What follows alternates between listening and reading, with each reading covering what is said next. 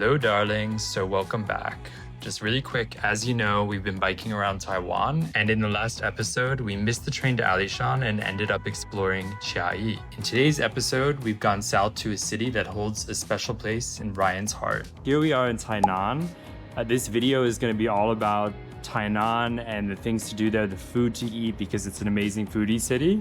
I actually studied here back in 2012 for the summer, and it was my first time properly away from home. This was like the start to my travel bug, and I left in June 2012 and never went back to the US really for living anyway. And this was the city I studied in, so I'm excited to kind of see some of the nostalgic sites that I used to go to when I was a student, if I could find them. I don't really remember too much. Let's see what Tainan is all about and take you on the journey with us.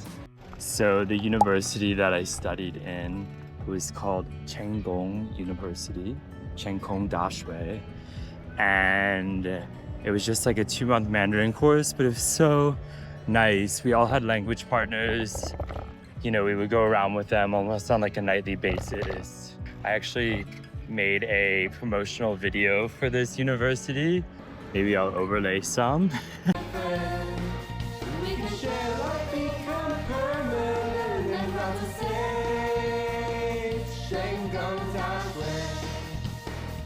And it was the height of my music video career. After that, there wasn't much.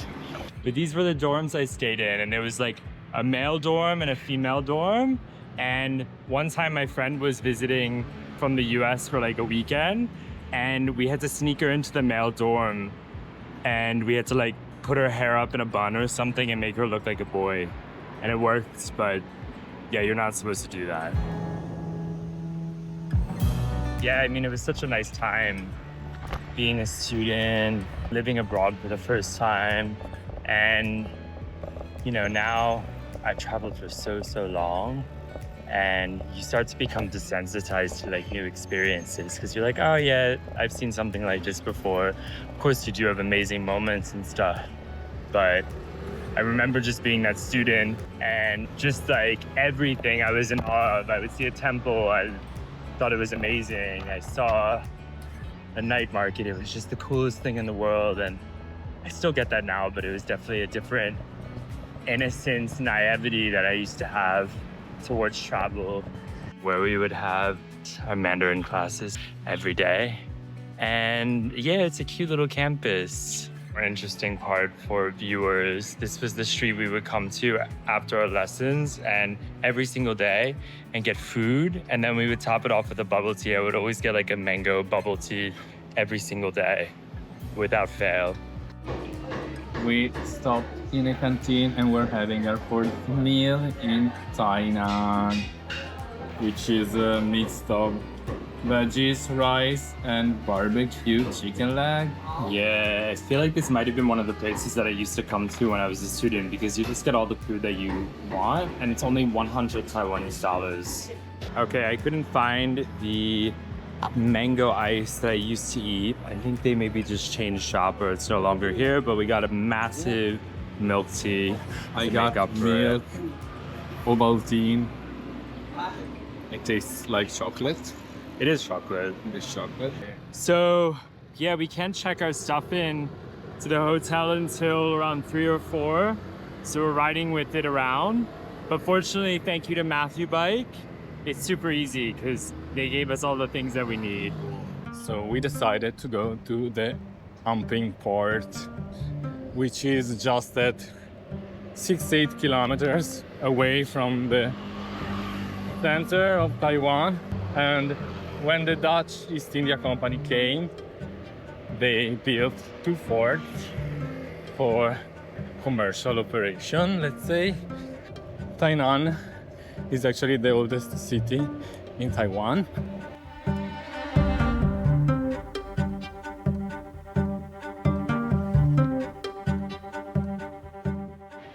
Welcome to Fort Zeelandia. The fort is pretty and we are tired. I think I drank too much milk tea.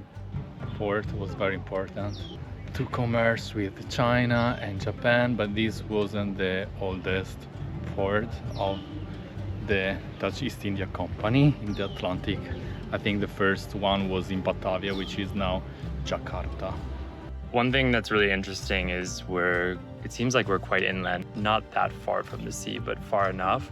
But I guess this was actually built at some point over water, and it was built on a sandbar, but then they did a lot of silting, a lot of dredging, and basically they've extended the coastline, kind of like what they did in Malacca, actually. Yeah, But- and also the old Netherlands is built, True. made like that. We're at the top of the tower with views of Tainan. This was the hanging spot to torture and hang people. But yeah, it's very interesting to learn about all the commerce, in the all area, the influences. all the influences. Yeah, and especially like, another place that's just been colonized and changed over years and years and years. Yeah, but also connection between different culture. Sure. Around here as well, there's a bunch of markets, lots of food, local food. There's meant to be a lot of delicacies. Including this peanut snack, which I think we need to try before we go. This area, which is some kind of delta with the river going to the ocean, really reminds me of Malacca, where we were almost a year ago. And actually it was also historically for a period Dutch. Okay, we made it to our stay, which is called Accommodation. There are cats everywhere. Show the door. Maybe there's a cat inside. Yeah. What's the real name? Shadow House, and I assume because we're in an alleyway with like no sunlight, so it could be that. We have a little seating space. It's all really cozy here with cats everywhere. And this is only 37 euro a night. I think Tainan is a bit more expensive, and it might be because it's the weekend, but still good price. So back out into the world, back out into Tainan. We just had some dinner. Something different from the standard Taiwanese. Yeah. We had the really delicious kung pao chicken and some fried shrimps with pineapple. Now we are going to a gay bar in Taiwan. It's Friday night. We're gonna go see how it is. I remember when I used to live here, I went to one gay bar, I think once. I can't even tell you what it was like. It was super tiny, I remember. So I imagine maybe the life has emerged a little bit since then. So let's see how it is. And hopefully it brings us back to life because we're still tired. Yeah, I know. We made a YouTube short about our gay night out in Tainan, so we will link it here and go to sleep. Day 2 in Tainan. We're walking through the alleys near our place. It's so cute. There's so many cute restaurants and little cafes. And we're gonna go get some lunch, and then we're gonna side quest away from Tainan for the day, nearby Tainan, and we'll show you where we go.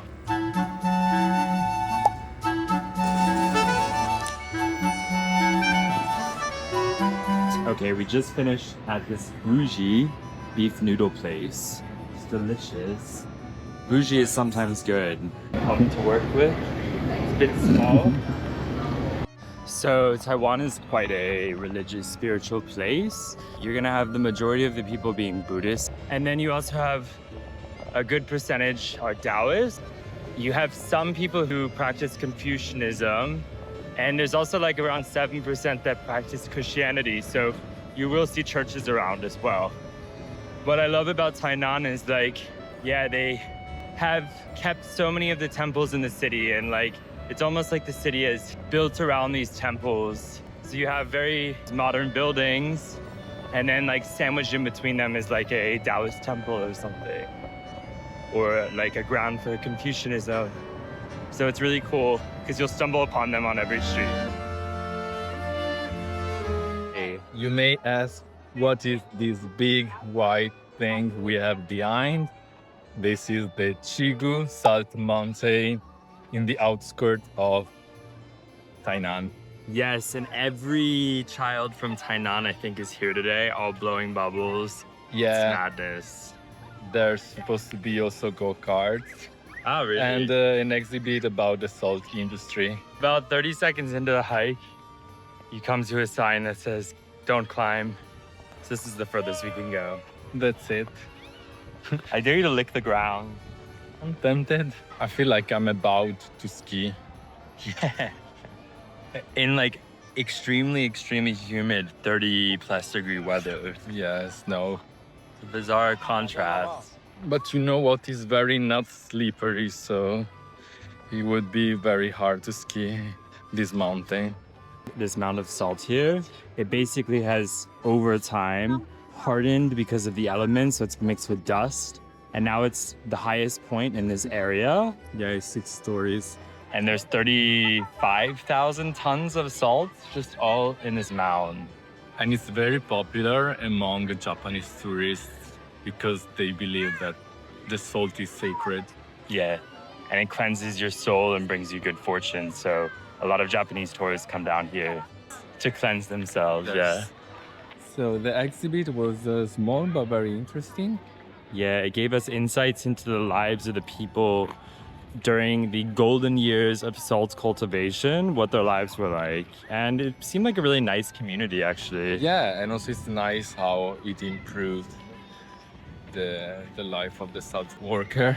Yeah, but everyone used to live in kind of almost like a commune in a way.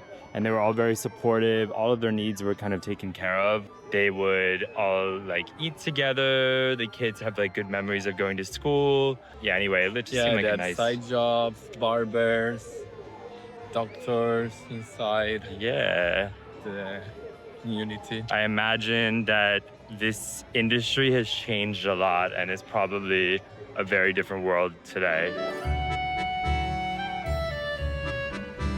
Because what would it be without a store with salty items for health? Salt, salty toothpaste, salty candy, salty face mask, salty water.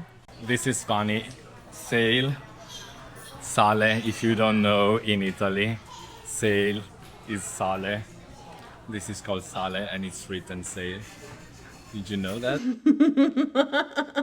Of course, we had to try the ice cream from here.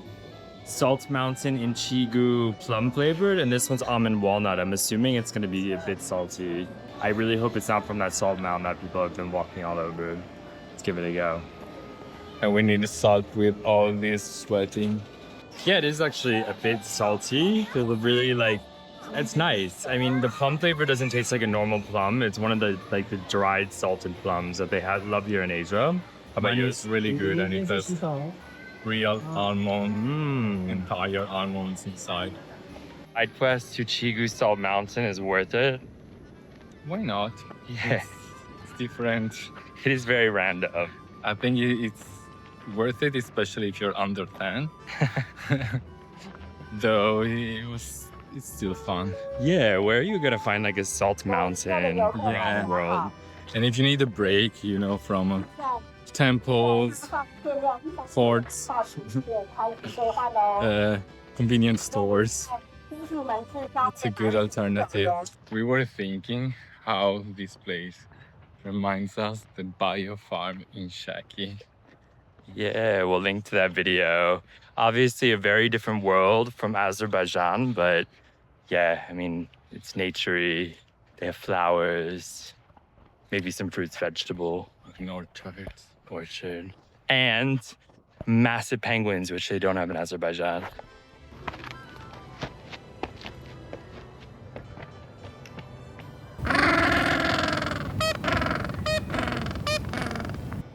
We think this is the village where the Qigu salt workers used to live.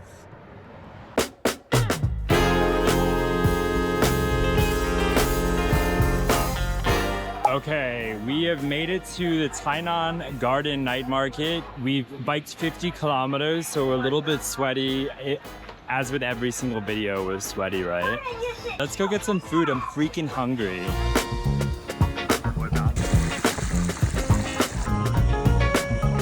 Okay, this market is really huge. One of the Madness. biggest night markets I've I seen. think there's meant to be like 500 food stands or 500 stands maybe.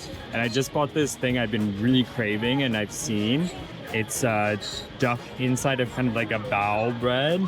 And there's some cucumber, some pickled vegetables, some salt, and it looks delicious. So let's try it. I'm so hungry. It's really good. There's so much. A little spicy too. Ready to try the sticky tofu with kimchi. Baby. Yeah, I've been craving it for the last week. Just walking in the street or, I don't know, smelling it. Now I can have it, but we need some chopstick. This one's better than the last one. I think the last one was better, but it's really good. This one's, for me, this one's better. It's really crunchy, inside soft. And there's just like better spices. And there's also a kimchi on it. Some kind of donuts. Fried donuts. Hardly fried them. There's sweet potato. They have a sweet potato flavor, yeah. I think we're leaving because we really have good food, nice food, but it's too crowded. Oh my god, yeah, traffic jam everywhere. We can't breathe there. It's so good. I have heard like maybe go a bit earlier, like when it starts around 5. Maybe 6:30 is like prime time, so we're there in the prime time. This is the worst moment.